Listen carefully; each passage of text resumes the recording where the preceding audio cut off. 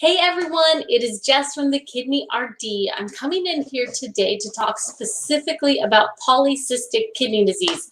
This is very different from chronic kidney disease, but we want to talk about something that has been quite a hot topic in this world, which is intermittent fasting.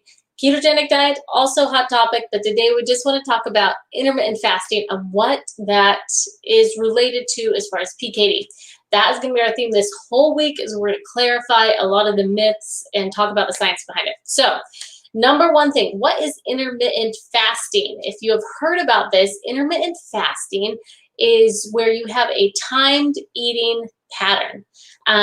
It's not focused so much on what you eat, it's more focused on when you eat. So for example, you'll hear intermittent fasting talked about as far as a 12 to 12 pattern or a 14 to 8 or, did I get that right? No, a 14 to 10, a 16 to 8 pattern. What that means is that if you have a 16 to 8 pattern, it means you have 16 hours of fasting and an 8-hour window of your day where you eat. 14-10 or 16-8 are the most popular kinds that tend to be the most effective, but that's kind of what you're talking about when you're talking about intermittent fasting, is a timed eating approach.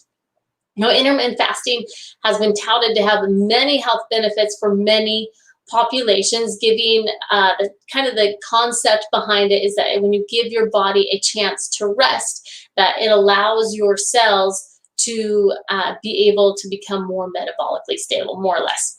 With PKD, it's a little bit different in how it's involved. So first off, why intermittent fasting? For the right people, intermittent fasting can be very healthy. For many of our clients that have gut issues, this is one of our common recommendations. I think it's a fantastic approach for a lot of people. So what the theory is behind intermittent fasting, what some of the studies have shown, is that as you're in an intermittent fasting stage, kind of towards the end of that fasting period, your body produces something called beta-hydroxybutyrate. That's BHB. BHB has been found to have some signaling properties when it comes to cyst growth with PKD, and they're seeing that it can turn off some of that cyst growth.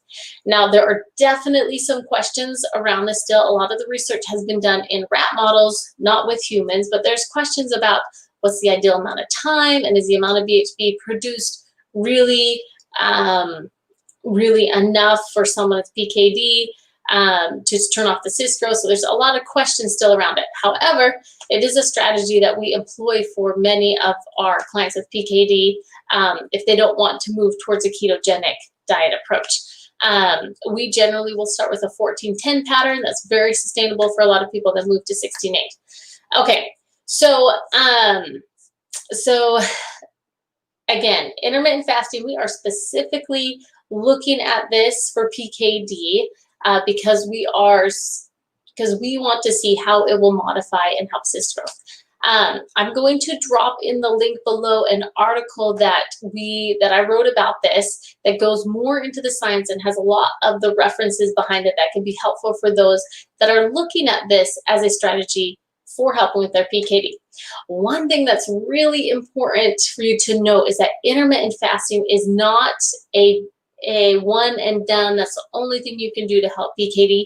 There are definitely some other very important things to consider if you are working with, if you're looking to modify and help your PKD through a dietary approach. Oxalates, fluid, sodium, there's, multiple other things. And those are the things that we go over with our clients. If you are interested in learning more about PKD and some of our unique approaches at the Kidney RD, go to kidneyrd.com and you can click on work with us and book a call there.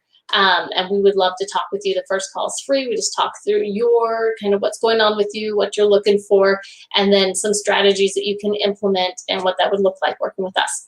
Anyways, thanks so much, and we'll talk to you later. Bye-bye.